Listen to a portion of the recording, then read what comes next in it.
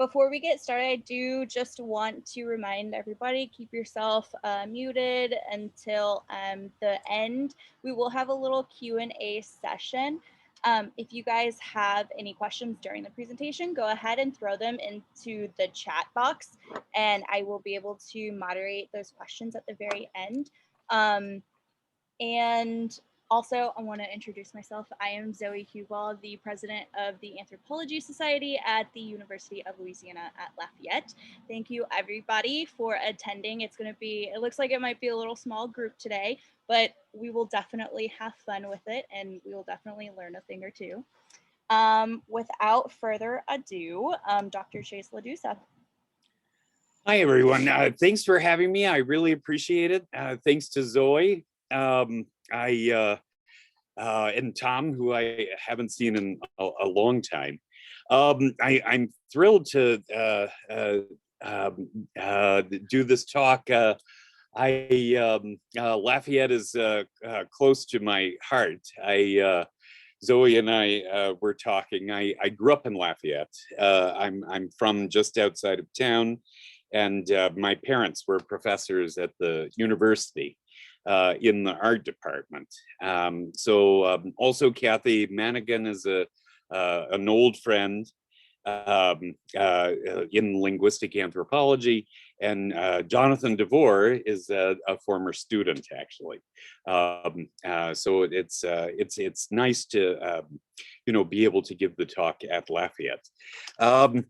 I'm a linguistic anthropologist. My research is in language and schooling in North India. I started my fieldwork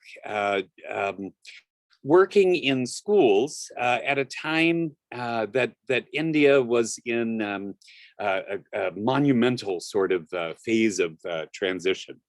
In terms of political economy. And for all sorts of reasons, I became fascinated with how that schools being this institution with which parents must interact at some sort of level, schools were shifting quite quickly. The period that we're talking about is field work I started in 1994, and by 1997, I had spent a couple of years living in the northern Indian city of Varanasi between Delhi and Calcutta. And my early fieldwork was looking at how did people use the schooling of their children in order to reflect on and understand some of the political economic shifts that were happening in India, even in what could be considered a pretty peripheral city, certainly peripheral to any of the ways in which we've come to know ways in which India has become involved in.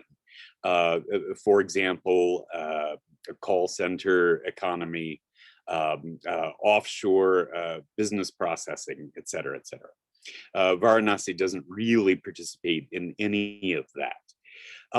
So in my own fieldwork, in my early fieldwork, I was looking at ways in which schools really were an ideological touchstone for people understanding relationships between themselves and other people. And what I found was that languages, India is this, it is, there's no question, a profoundly multilingual society, and so are all of the nations of South Asia. There's no question. And yet, in the part of India where I was conducting research, two languages had come to a head, as it were, in contradistinction to one another. And that, of course, was Hindi and English. So much so that in the the realm of schooling, you had Hindi and English, of course, that one found in classrooms, but one also, and this was really what the research was about, one also found that schools themselves were distinguished by language. And if you know anything about sociolinguistic life in India, this is this is familiar to you. The fact that your child studies in what is called a Hindi medium school, an English medium school, and medium is that word that circulates in conversation that really forges the link between language and institution. So that the institution of the school becomes known as by language. Um, since that time, the ideological landscape is just a way of saying the ways in which language has really refracted through the school system has changed, and has changed drastically. Such that I must say, nowadays, the ways that people reflect on Hindi and English in schools is fundamentally different than it was 20, 25 years ago. Some people point to the fact that the Right to Education Act. The Right to Education Act was an act passed by the Parliament in roughly 2010, and the act made mandatory the finishing of school for every child in India. What the act also did was it, in order to guarantee schooling for every child in the country, the act accelerated certain NGO programs and certain efforts of the state that had been in place since the 1960s and expanded them drastically, such that government-aided schools teaching through Hindi came to fill the possibility of offering especially children who were not able to go to school before, children from poor backgrounds, schooling. At the same time, English medium schools had expanded themselves. I remember when I was doing fieldwork in the 90s, there were English medium schools popping up all over the place. By the 2000s, there were English medium schools, of every variety that one could imagine. By then, English medium schooling had become so well established that there were English medium schools that people had carved out of their houses. There were English medium schools that people had, for example, bought a building and started a school. And then that ranged all the way up to, the English medium schools that have existed for at least 100 years in the city. So this gamut of what class position one is assumed to come from expanded massively, so that no longer can you predict one's sort of class status by what medium of school they attend. Now, unfortunately, and I do think that this is something that one can claim nowadays, the situation has become more ideologically rigid than it was. English schooling, English medium schooling is for those who can afford it. Hindi medium schooling is for those who can't. And things used to be far, far more complicated and far, far more nuanced than that. In the 90s, there was the possibility that one could imagine a middle class future of some sort from the perspective of Hindi medium schooling, and that was not controversial whatsoever. So as my fieldwork commenced in the 90s, a lot of the students I had known were getting older. They were thinking about going to university, and coaching this institution. Coaching in India simply refers to tutoring. So fees that one pays to have a tutor maybe come to the home and work with your child on studies on a subject or two after school. This also can range all the way from that situation to multi-state corporations who employ tens of thousands, coaching batches of anywhere from 40 to 1,000 people at a time, oriented to usually getting into some sort of graduate program, usually toward a specific degree, or an exam that will afford one entrance into some position in the government. It's usually a government position. I got very, very lucky and happened to meet a number of coaching instructors in Delhi who were friends of students with whom I had worked in Varanasi. And I began to attend coaching classes in Delhi. And many of the classes that I attended were for what would be considered the creme de la creme of government service, what is called the UPSC, the Union Public Service Commission. The UPSC fields, if one can do well on a battery of exams. The battery of exams is in 3 parts. There are 2 tests that one takes, and then there's an interview.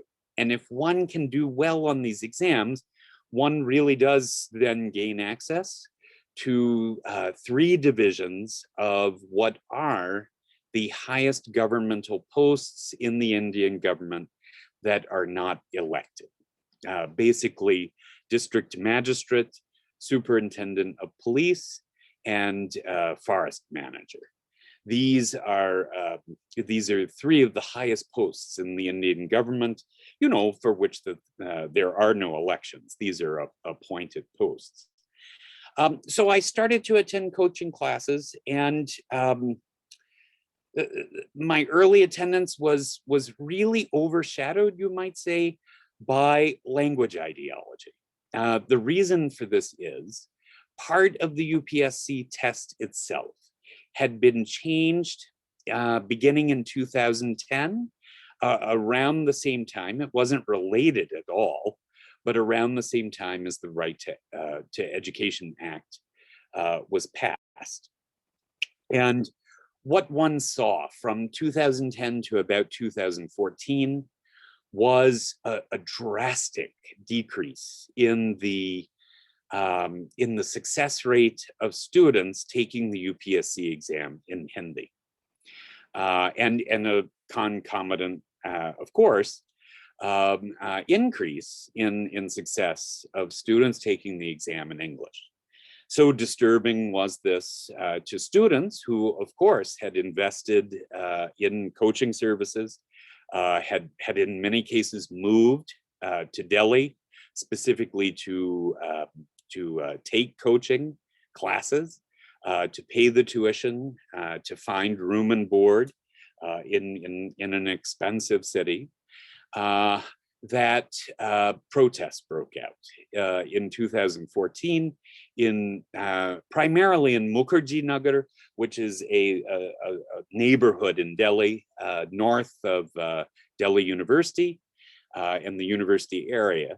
And students really took to the streets, blocked traffic. There's a major, it's part of the Grand Trunk Road, actually, that goes through that part of Delhi, and caused quite a ruckus.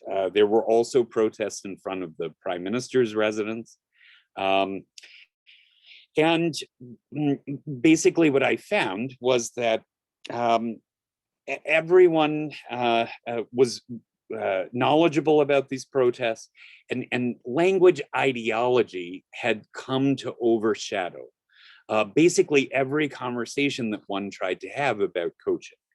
Um, Hindi medium and English medium coaching instructors uh, would argue one of the first things that they would say, of course, is Hindi medium students are not stupid.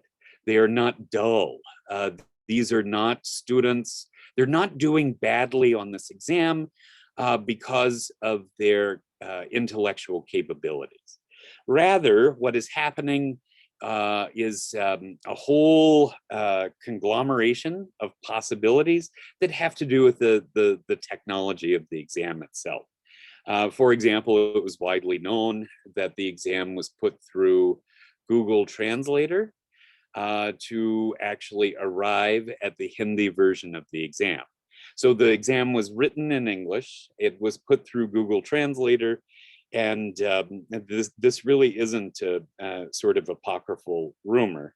It really did happen, and it caused quite an embarrassment to the UPSC. Other things people, so basically language ideology had it that responses to this exam we're going to talk about in terms of one language versus another language. And this is very similar to the way that people reflect on schooling. During fieldwork, and this is sort of where I'll end, actually, I'm not going to talk for too long today, but during fieldwork, this was, really telling for a linguistic anthropologist.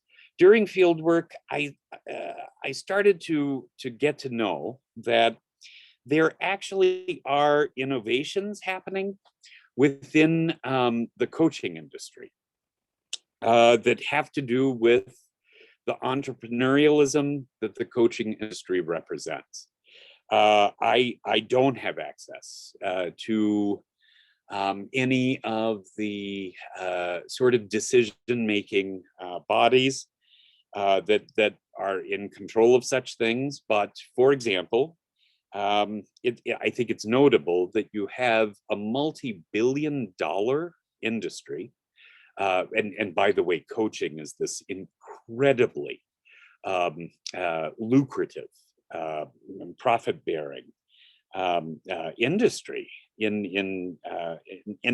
India and across South Asia, and yet there is it is wholly entirely unregulated.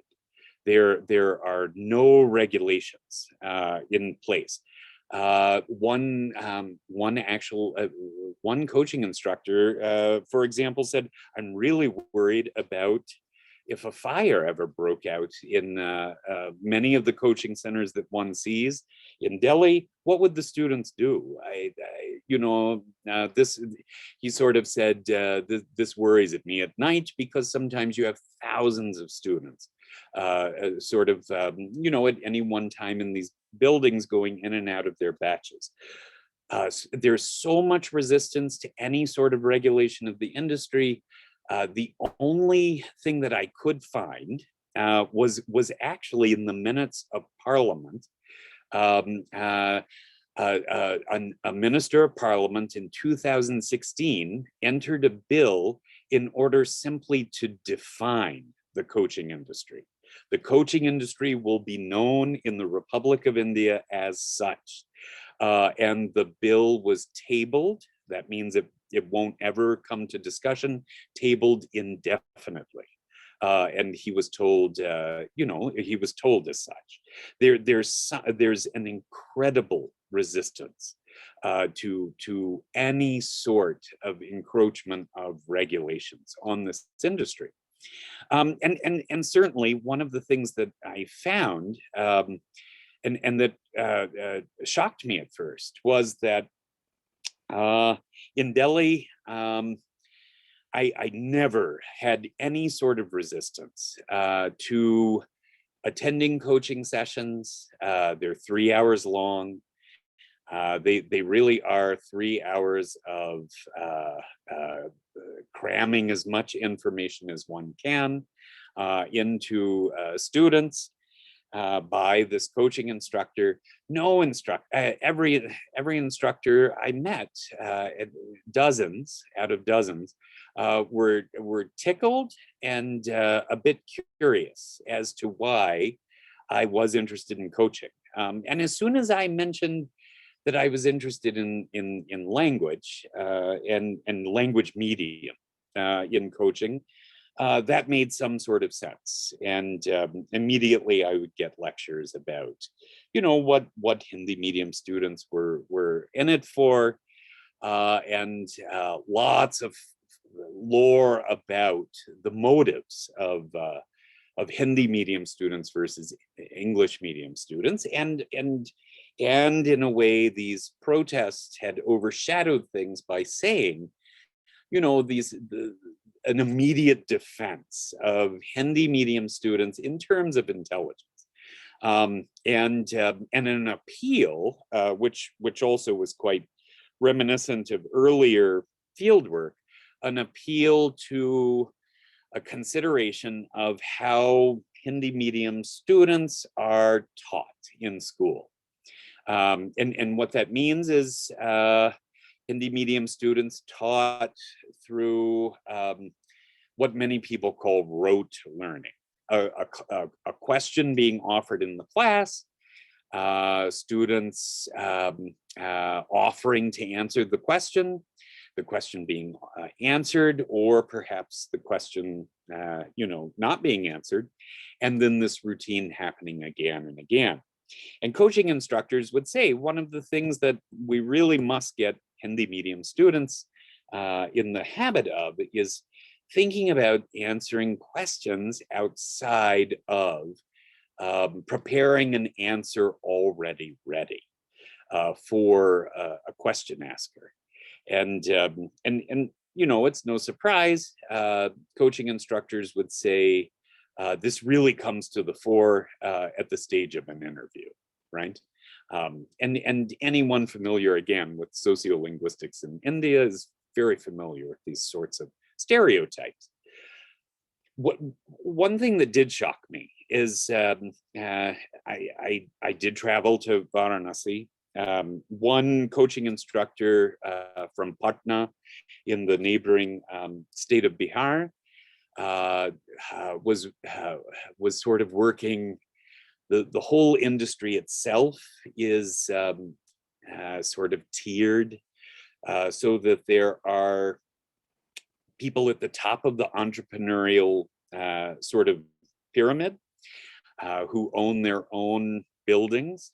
They own their own brands. They own their own coaching service.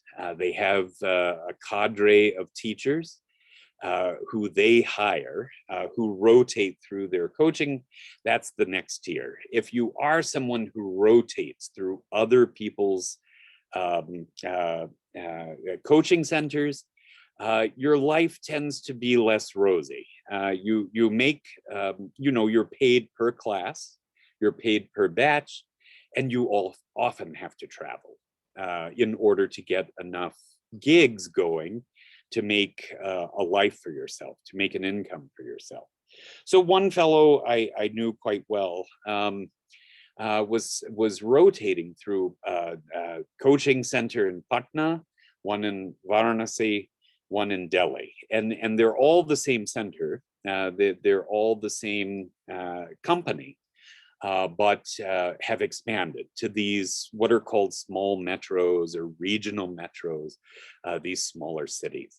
And I was stunned. He gave me the address. I know Varanasi much better than Delhi, and so I headed right there. Met the manager, mentioned my friend's name from my friend from Delhi, The manager said, come in a few days, we'll let you check things out, we'll let you sit in a coaching class. So I showed up, and one of the things I said was, would you mind if I recorded, eventually. And I must say, I can't convey the amount of shock that I had. He said, yes, I would mind.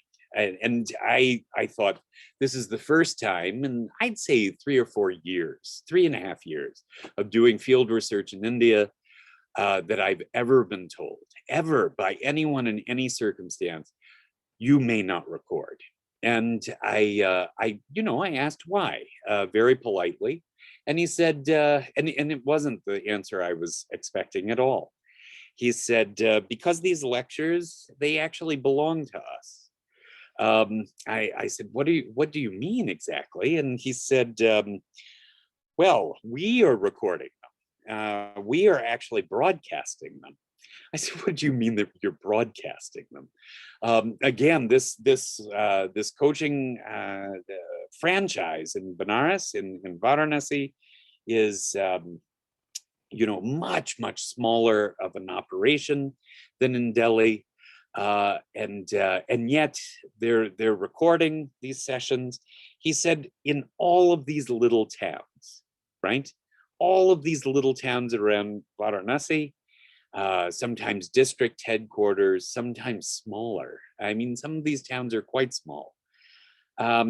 There are rooms, and students are coming to these rooms from villages, taking, transportation in from villages, and they're watching these lectures on closed circuit television.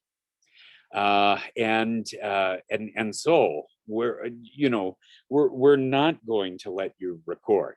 How do I know you won't take these recordings back to Delhi and maybe try to sell them yourself, or maybe someone who might want to buy them? And I didn't have the heart to tell him.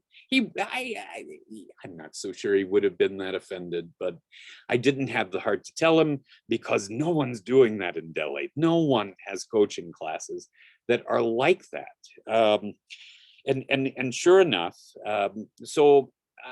in conclusion, what I'm saying is, language ideology is interesting. It leads us on certain paths. Certainly, the whole idea of changes to this exam, changes to this infrastructure, really ignited this dualism of Hindi and English in terms of medium. And yet there are changes happening in this industry that really don't have anything to do with media. They really have to do with changing the very scenarios and the conditions under which something like tutoring as an institution is functioning. And these changes we really should be interested in, because they're actually turning on their heads some of the stereotypes and the conceptions that people have, for example, in places like Delhi. And that is, that coaching really should be this instructional sort of face-to-face, pretty intimate relationship between a coaching instructor and a student, and that it's actually in what one linguistic anthropologist has called the Hindi hinterland. It's actually in the periphery, let's call it, that innovations in coaching are happening, and that these kinds of performances that are going on. In other words, a coaching instructor through some sort of live medium where students are in the room are actually being subverted by, I'll just end by the search for new customers, the search for new clients, or as managers in Varanasi told me, the gigantic untapped potential of rural India. And so I'll stop there, and maybe we can have a little question and answer. And once we're finished with that, I'd love to hear, about what's happening in anthropology at University of Louisiana.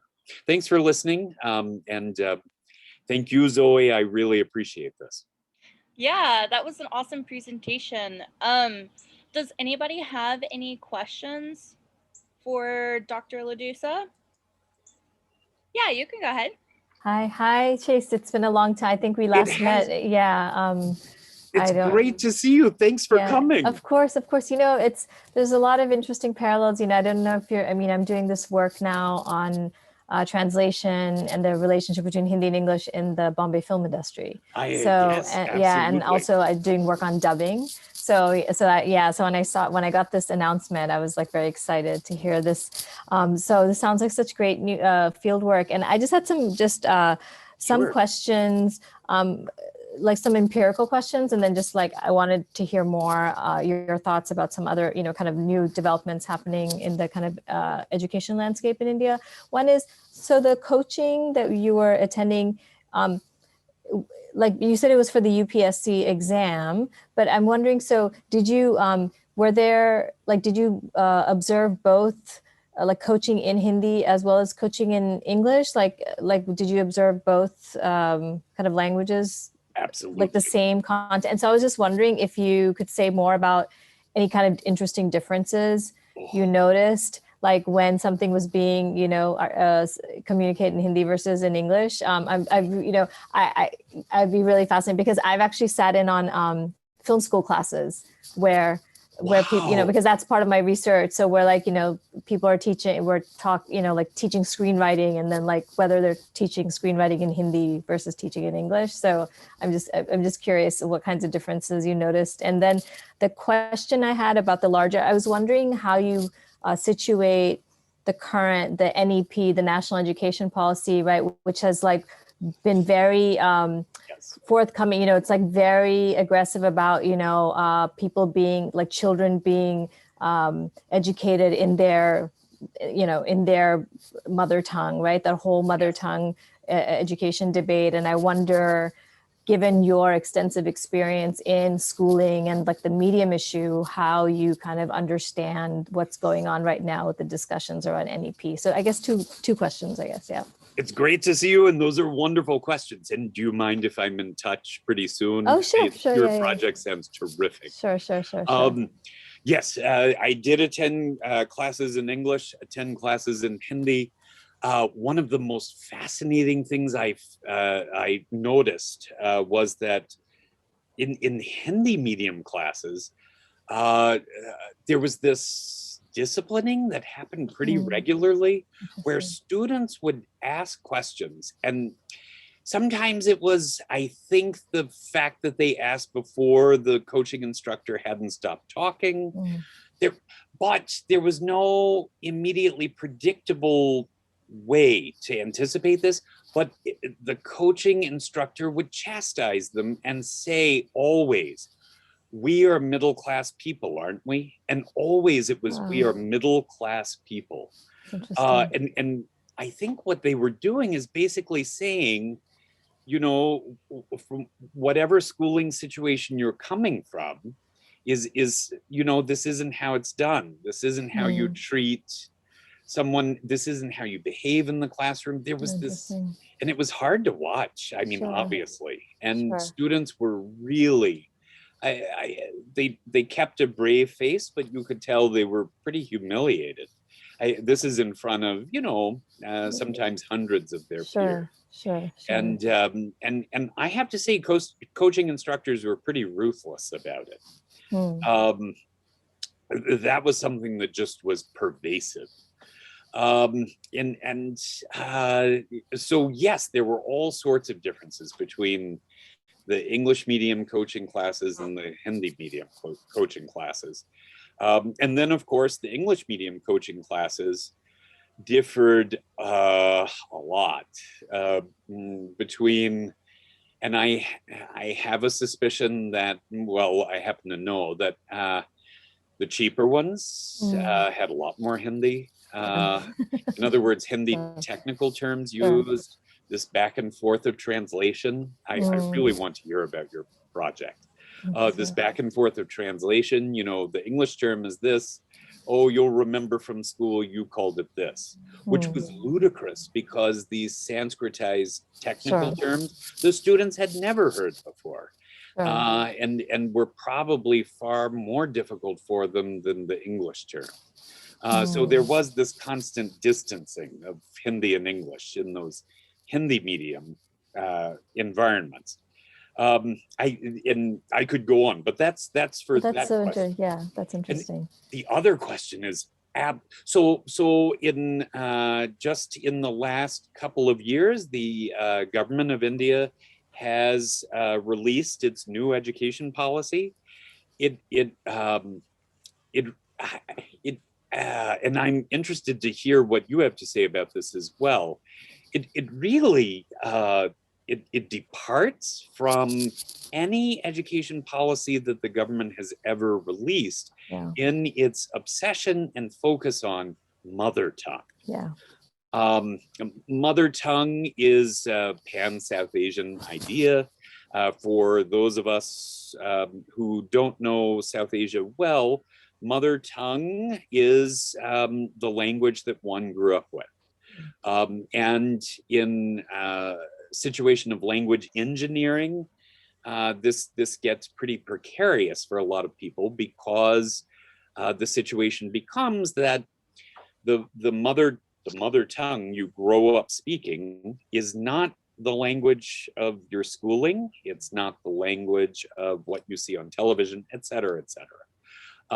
And the Indian government has come to say, well, whatever schools do, they should be offering schooling in students' mother tongue. And so I think there's a great deal of confusion at the moment about what this means. For example, again, this is, this is old hat to folks who know about sociolinguistics in India, but in the region I was working in, and this is the same for you, I think, the version of Hindi that students get in school is not the same language as the students grow up speaking. And this gets pretty complicated. What language is your mother tongue? Hindi. What language do you learn are you studying in school? Hindi. So they're the same. No. And what is the problem in school? Oh, well, teacher chastises me every time I speak because I'm not speaking Hindi. And there's another name for the language the kid is speaking. There are qualifications on what kind of Hindi. So there's a great deal of confusion. And also what is really shocking about the new education policy is English is left completely unmentioned, which for the first time ever. India has been releasing policies on education every 5 or so years since the 1950s. And this is the very first time the English language has been left out completely. I suspect it's that, the ministry does not want to maybe face the very divide that there is between English and Indian languages, the vernaculars. Of course, English is an Indian language, but the vernaculars between English and languages like Hindi, Gujarati, et cetera, et cetera. And it's as if the ministry has just escaped the entire way in which language and education is on the minds of everyone in the country, and has reverted to the idea of mother tongue. And also the the 3 language model that they're I mean, which was always kind of there, but they're trying to make it more concretized. And there's been so much pushback from Southern India. So they've like Absolutely. rolled back, some of their idea, some of the kind of proposals. But it's interesting you mentioned, like, because like from my skimming of the policy, there's ways that, so like you're right, English is not named, but it's actually it's a kind of an absent presence. I don't know if right, because there's all of this discussion about you know uh creativity and kind of ingenuity, and it should be possible in Indian languages. And for so long people have not, it's really kind of dealing with this issue of, I mean, I think these are some of the points that I know you've raised in your first book, which is like how are the ideological, so the language ideologies are out there. It's like it's there. I mean, it's not explicitly named, but it's there through these other the other rhetoric of like why it's so important for students to learn in their particular languages to build the confidence around. Absolutely. It's actually it's a really fascinating document. But I've also been following the the the criticisms of it also, so not just from southern India, but also the criticisms by Dalit leaders and Dalit intellectuals saying, wait, now you want to hold us back. We want our kids to learn English, right? Absolutely. And so that kind of caste and the issue of like upward mobility and all, so it's actually quite a, yeah, it's a quite a fascinating discussion, which I'm just tapping into a little bit as it kind of relates to like my stuff around like kind of cultural production. But yeah, it's Absolutely. really, I'd love to talk to you about this further, at some sure. point. Yeah, sure. Yeah. I have a few things coming out based on this new research, a few publications that are in the pipe. They should be coming out this year. One specifically about language ideologies and audience imaginaries in the dubbing studio. I can send you I'll send you the citation. It should be coming out like imminent. Like I think we have the copy edits went back, and so yeah. I'd really appreciate it. Sure. Yeah. Anyway, I don't want to monopolize the conversation. And thanks for coming. Oh yeah, no, this is so interesting. I love that the thing about which I had read this stuff about the exam being put through Google Translate. Yeah, and I just thought that was really fascinating. Well, I often saw people using Google Translate in the dubbing studio, like to try to like come up with other words, just like saying like how else, because I was observing the dubbing of Hollywood films into Hindi. That was what I was Yes. doing in Bombay. So a lot of, like, can we use this term? But it's interesting there. They would sometimes use it. They would not rely on it so much, but they would kind of check it. But then often the Google Translate would often produce these highly Sanskritized words, which, then they would say, but wait, that's not very colloquial, so like there was an interesting discussion around, is this colloquial? Is this not colloquial? And so, yeah, there was a lot of, the dubbing studio was quite a fascinating place. Terrific. Definitely. And then you've got the imagination of what audiences will, respond with. And exactly. Yeah. Yeah. Anyway. I do have a question as far as like context wise goes. Has there been like historically like a standardization for languages in India? Very uneven one, but you yes, absolutely. The state, the federal government has what's called a title that they've given to what that means is a sort of a guarantee of rights to communicate in what are regarded the standardized languages of the different states. And then in the north, you really do have this area of several states, and some of them are very highly populated. And they're the states of Hindi. So that I want to say it's about a third, roughly a third of the country speaks Hindi. And then about 2/3 of the country speaks, lives in an area where the standardized language of the state is not Hindi.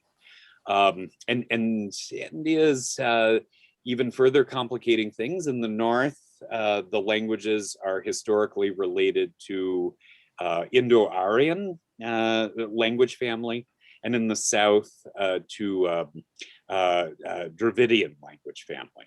And then, further complicating things, there are indigenous, what are still called tribal languages. And then there are also a fourth language family, Mon Khmer language, languages of usually people living in the northeastern states. So that part of India that sort of wraps around Bangladesh, and then comes back south. So 4 language families, many standardized languages, and then languages that people speak on an everyday basis, that don't exactly correspond to any of those. So engineering has been underway for a long time. And it is true that every year there's actually a commission that coins terms. In other words, there will be scientific terms from the entertainment industry that will start circulating globally, and there are commissions in India who coin terms to correspond to those, to offer to, Hindi, Gujarati, Bengali, etc., etc. Yeah. Wow, it's so fascinating. It's hard. I guess whenever you deal with anything like linguistics, I feel like there's always so much like jam packed into the discipline, and then you add culture and societal aspects to that, and it's a lot. But that's super fascinating. Great. Does anybody else have any questions or comments? If I may, please. Yeah. But Chase, one of the things that's kind of striking, it's hard not to think about parallels in terms of, different experiences I've had too. But there's almost like this underlying question of ownership of language. Who does language belong to? And yet, it kind of sounds like there's a conflict of both desire and not. It's more like it's not so much that people want to claim a language as they don't want to be told that it isn't the language. So you have the different versions of, I don't know if I would say dialects of, whatever languages that may be. And I look at the experiences of what I had, because, you don't know this about me from when I was younger, but when I was younger, I grew up on a reservation. And through our reservation schools, there was, even in English, we had the English that was in school, proper English, if you will, but we weren't allowed to speak what we were speaking as children. Oh. And then we would also be able to, we were never allowed to speak Spanish, because Spanish was also a language. So we had, coexisting languages. So even like thinking of the term as a mother tongue, if you grow up in a multilingual environment, how do you discern which one's the mother tongue? And I'm kind of wondering about your experience of what you might have seen there, if the same thing might have been happening. And I can still remember, even when we moved off the reservation and started going to regular, I guess you would say white schools, but, if we spoke any language other than English, we would regularly get our mouths washed out with soap. And sometimes even get paddled when we were, this is the younger ages, but this is literally like, this is going on in the 70s here. So it was weird. And so I'm kind of wondering about issues you've seen with language ownership, and how people would deal with mother tongue if they grew up in multilingual environments. Which one do you claim? Part of my answer is the part. There certainly are issues exactly as you're describing. The part of India where I was working, there was the standardized variety of Hindi. The city in which I was working had a very special relationship, or so they thought, with that variety of Hindi, as sort of we're the actual birthplace of Hindi, all this kind of language. So there was a lot of what you might say is a sort of a comfortable disposition to the idea of a standardized variety. And then there was this other language, Bhojpuri, which is, some say it's a dialect of Hindi, some say it's a dialect of Bengali, some say it's really, it should be treated as a language on its own. And that's pretty typical of these kinds of situations, where you draw boundaries and even establish historical ties gets really, really complicated and fuzzy. But Bhojpuri itself has about 80, 90 million speakers. And so there's no sort of worry that language is going to, in fact, it's actually, our audience member actually is far more knowledgeable about these things than I am.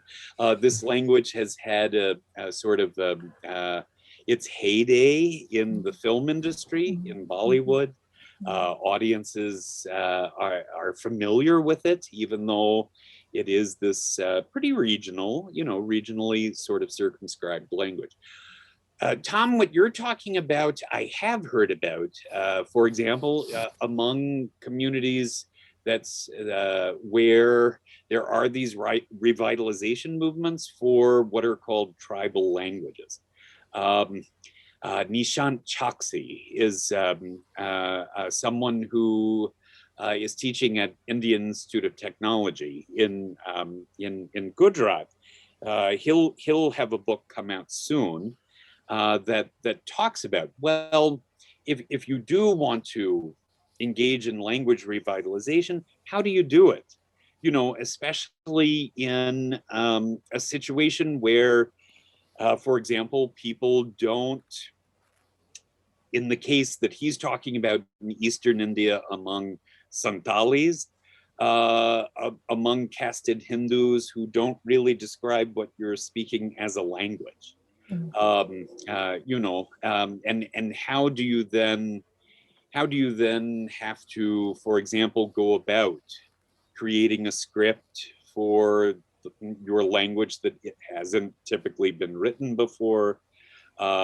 In other words, how do you get thrusted into all of these choices that that really do present an apparatus of representation that's new and that really does provide a horizon that you have to think about institutionally. So, things get incredibly complicated.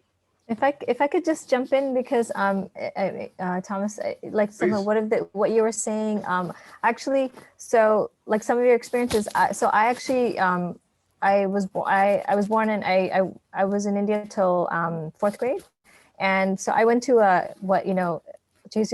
what's referred to as a convent school, right? So an English medium school. They're called convents, I think, because historically a lot of the Catholics were the Jesuits and the Carmelites actually set up a lot of schools in India. And so I was in Calcutta, which is actually the capital of West Bengal. But we were not allowed to speak anything other than English in school. Like and Calcutta is a really big city, and so it is a very multilingual city. People are coming from contexts where the language they spoke at home, many different languages spoke at home. But when we were in school, if we spoke anything in English, we would have the nuns. They would not paddle us, but they would wrap our knuckles. So the other thing you were asking about in the multilingual context and the idea of mother tongue, I think, so I know in my case, because my family is from Andhra Pradesh, so it's like my mother tongue is Telugu, but I was growing up in Calcutta, so Bengali was like, the city was kind of a Bengali city, but then I'm going to an English medium school, and we started learning a second language from 1st grade. So then the second language I learned was Hindi, because if you were not a Bengali speaker, then you learned Hindi. Only the Bengali speaker, the Bengali kids learned Bengali in school. All the other kids learned Hindi because that was like the option. You could either learn Bengali, so then the mother tongue becomes and of course these are all standardized languages. So I think what Chaise is referring, I think this notion of the mother tongue, I think it also comes out of a very particular kind of classed position where, you know, it's kind of middle class, you know, who are the policymakers, right? There's like middle, you know, who kind of already in the standardized form, right? So that, you know, it's like, well, you know, you have those like the 18 official languages, right? And so it's like everybody must fall under one of those, and like, and hence everybody will have one of those, you know. So I think that formulation itself is predicated upon a very, you know, like very bound, you know, kind of exact boundaries between languages. And what, Chase, you referring to, especially in places like Northern India, I mean, it was, we happen everywhere, but that fact that like in a so-called Hindi dominant region, like, of course, there are still all of these different languages. It's just that, you know, there's standardization around Hindi that happened that Zoe, you're asking, you know, like takes place over, you know, a good chunk of time, and there was like a real national project for that. I don't know, Chase, in that the new education policy, there's actually a whole discussion around, they actually have like kind of a language census, and they list, I think like 50 kinds of Hindi. Yes. Right. Absolutely. So it's like, it's Hindi, but then they're like list all of the different things that they count as Hindi, which of course then can lead to the notion that a plurality of people in India speak Hindi, right? Because you can lump a lot of things together and say, look, I mean, it's still not a majority, it's a plurality, right? So yeah, so I think that kind of boundary making between languages and like all of that, and that kind of, I think the standardization and the state and policy plays a lot to do with all of these. But I, you know, I've been fascinated by all this because I grew up in this kind of very multilingual context. So anyway, I just thought I'd just like some what you were saying. I'm like, yeah, I remember. The nuns were hitting us as well, you know, for speaking. I've heard about fining. You know, you can be fined for all of these things. Absolutely. Yeah. So it's really interesting to hear about the recognition, you know, like with the policies, having the actual recognition of all those 50 some odd, you know, languages. There's probably more, actually. Yeah, there's probably even more. That's the 50 that they compiled. Yeah, right. Yeah. But, you know, it's, I guess we don't, so like in the States, you know, like there is no national language, or, you know, there's like or I guess like recognized like primary language or official language, but, you know, the expectation is that you speak English, right? So that becomes like the quote unquote standard, you know, that's how, you know, your worth is kind of perceived.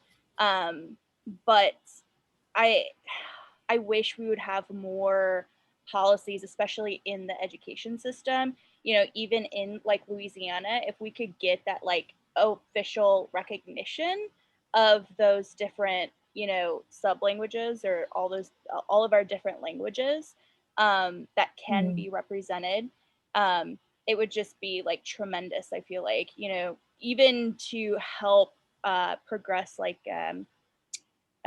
ideologies, you know, and like the future of education and the future of language and our societies and our culture, you know. But that's really cool to hear about that. Unfortunately, our educational policy system has moved further and further away from that possibility. I'm sure, as you all know. Yeah.